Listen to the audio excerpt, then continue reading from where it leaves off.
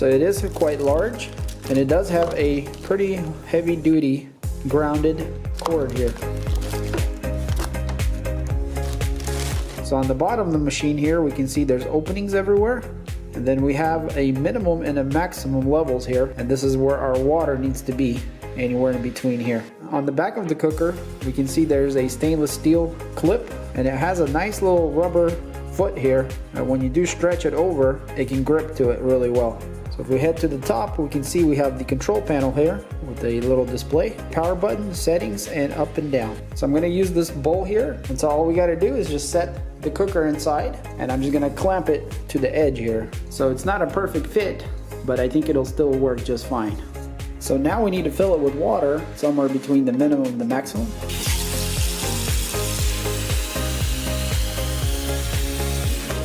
All right, that should be good right there.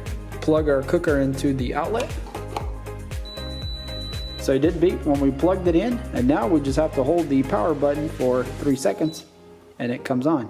The water is 75 degrees Fahrenheit. So let's hit the settings. So here we can set our temperature, which we're gonna go to about 150 for eggs, and then the time, which we need about 40 minutes. All right, I think I made 40 hours instead of minutes. Click again, it goes to minutes, and these are hours. All right, so let's start cooking. And so it activated. And actually, I can hear it's doing something, and it looks like it's circulating water around. And we can see our temperature is rising quite quickly. And that is the water temperature right now in the pot.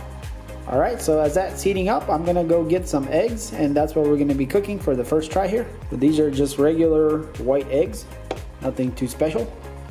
And we're gonna try to cook 4 of them and see how they come out. And the eggs are moving around there, and the water is being twirled around. So I'm just gonna let this cook for the next 40 minutes, and we'll see how these eggs turn out.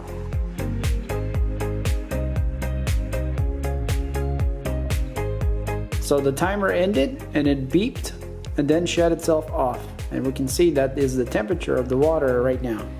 So our eggs should be done to perfection, but let's open one and see.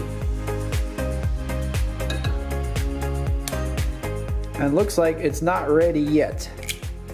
It's almost there, but our white is still too gooey. But I know some people like it like this, which is almost perfect. So as you can see, we can make perfect eggs.